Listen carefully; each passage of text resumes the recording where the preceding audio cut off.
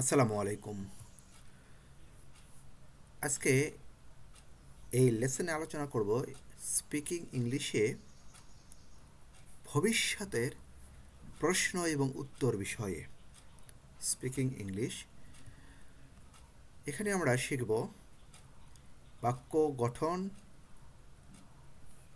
এবং প্রকাশভঙ্গি গঠন। ওকে, সাধারণত আলোচনা করছি WH কোয়েশ্চেন কীভাবে তৈরি করতে হয়। তো এখানে আমাদের তৈরির যে বিষয়টা সেটি হলো যে ফিউচার টেন্সে, যে ভবিষ্যতে কোনো কাজ করা হবে এরূপ বোঝাতে যদি আমরা প্রশ্ন করি তাহলে WH ব্যবহার করার পরে আমাদের শ্যাল বা উইল আনবো যদি সাবজেক্ট আই অথবা উই ব্যবহার করি। আমি বা আমরা ব্যবহার করলে শ্যাল আনতে পারি অথবা উইল আনতে পারি, আর অন্য যে কোনো সাবজেক্টের ক্ষেত্রে আমরা উইল আনব। তো বলতে পারি যে আসলে উইলটা সকল ধরনের সাবজেক্টের ক্ষেত্রে প্রযোজ্য। আই এবং উইয়ের ক্ষেত্রে যদি আমরা ব্যবহার করি তাহলে শ্যাল ব্যবহার করা যায়, আর উইলটা আই উই সহ সকল প্রকার সাবজেক্টের ক্ষেত্রে উইল ব্যবহার করতে পারি। ওকে, তারপরে এখানে মূল ভাবটা আমরা present form, base form, V1 ব্যবহার করব, আর এক্সটেনশন যদি কিছু যুক্ত প্রয়োজন পড়ে আমরা যোগ করব।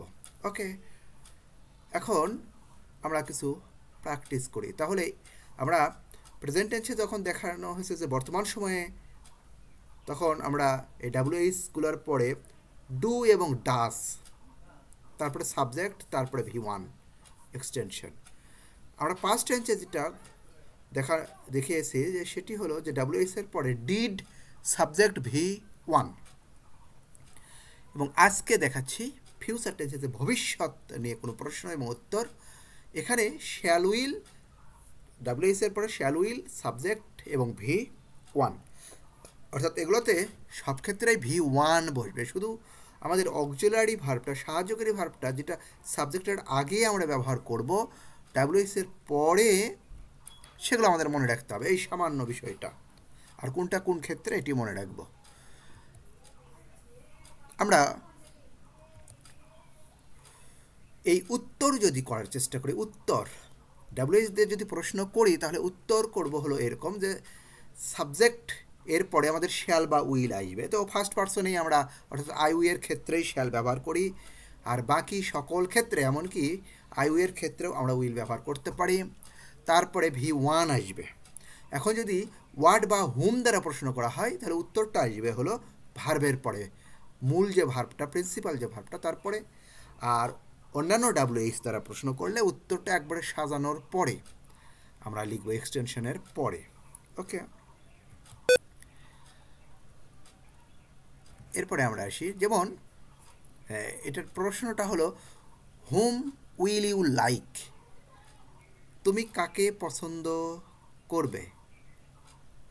এর আগে আমরা করেছি প্রথমে হুম ডু ইউ লাইক, কাকে পছন্দ করো, তারপরে করলাম হুম ডিড ইউ লাইক, কাকে পছন্দ করতে বা করেছিলে। তো এটা যেহেতু ভবিষ্যতের, সুতরাং আই উইল, ইউ দিয়ে প্রশ্ন করা মানে উত্তরে সাধারণত ফার্স্ট পার্সন হিসেবে সে জবাব দেয় আই উইল লাইক সে যদি। হুম উইল হি ট্রাস্ট, কাকে সে বিশ্বাস করবে, তাহলে হি উইল ট্রাস্ট নবডি, অথবা একটা নাম দিতে পারি, বা উপযুক্ত যে উত্তরটা সেটা আমরা বসাবো। এটি জাস্ট দেখানোর জন্য যে বাক্য গঠন প্রক্রিয়াটা। ওকে, এরপরে when will you go to school, কখন তুমি বিদ্যালয়ে যাবে, তাহলে আসবে কি I will go to school at 9 o'clock অথবা 9 AM, সকাল 9টায় স্কুলে যাওয়ার কথা বলছে, যে আমি সকাল 9টায় স্কুলে যাব। ওকে, এখানে এই, এরপরে আমরা আসি ওয়্যার উইল শি লিভ, সে কোথায় থাকবে, কোথায় বাস করবে। Okay, she will live in Dhaka, সে ঢাকায় বাস করবে। এগুলো WH এর প্রশ্নে উত্তর যেগুলো দেখানো হচ্ছে এগুলো ফুল এক্সপ্রেশন বা ফুল সেন্টেন্সেস। ওকে, তো স্পোকেনে আমরা ফুল ব্যবহার করা শিখি, এবং এগুলোকে কিভাবে আমরা সংক্ষেপে ব্যবহার করতে পারি, শুধু এক্সপ্রেশনগুলো, সেটাও আমি পরে দেখাবো। ওকে, পরবর্তী ভিডিওগুলোতে। এরপরে আরও কিছু আমরা প্র্যাকটিস করতে পারি, যেমন what will she do tomorrow, আগামীকাল সে কি করবে। তাহলে উত্তর আসবে শি উইল, এই যে ডু, এই ডুটা কাজ হবে, কি করবে, she will work at home tomorrow, আগামীকাল সে বাড়িতে কাজ করবে। ওকে, এরপরে ওয়েন উইল কণা রিটার্ন হোম, কণা কখন বাড়ি ফিরবে। তাহলে কণা will return home at 12 o'clock অথবা 12 p.m, 12টায় বাড়ি ফিরবে। এরপরে যদি বলি how will Kathy go to Dhaka, কীভাবে যাবে। উত্তর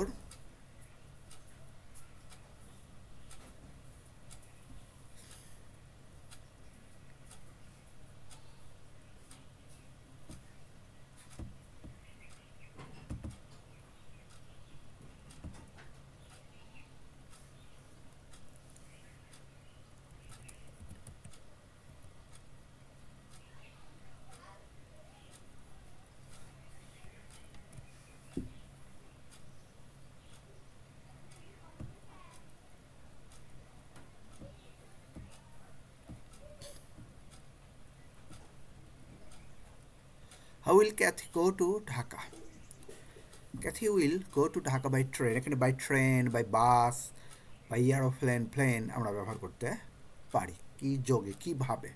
ওকে, এরপরে আমরা আসি হুম উইল দ্য টিচার টিচ, শিক্ষক কাকে শিক্ষা দেবেন বা কাদেরকে শিক্ষা দেবেন। এই তো হুম যেহেতু অবজেক্ট, এটি আমাদের ভার্বের পরে উত্তর আসবে। Okay, the teacher will teach the students, the teacher will teach the students, ছাত্রছাত্রীদেরকে শিক্ষা দেবে। এরপরে আমরা আসি what will Sejuti become in future, সেজুতি ভবিষ্যতে কি হবে। এই যে হোয়াটের উত্তরটা ভার্বের পরে আসবে। Sejuti, Sejuti will become a nurse in future, ভবিষ্যতে একজন সেবিকা হবে। ওকে, অর্থাৎ এখানে উইল সাবজেক্টের আগে আসলো অথবা শ্যাল সাবজেক্টের আগে আসলো, উত্তরে হবে সেই শ্যাল বা উইলটা সাবজেক্টের পরে ভার্ব, তারপরে আমাদের উত্তর নিয়ে চিন্তা ভাবনা। ওকে, আশা করি যে আমরা যে গঠন শৈলীটার স্ট্রাকচারটা জানলাম, এটা মনে রাখতে পারলেই সহজে ইংরেজি বলা লেখা বোঝা বেশ সুবিধাজনক হবে বলে আশা রাখছি। Thank you.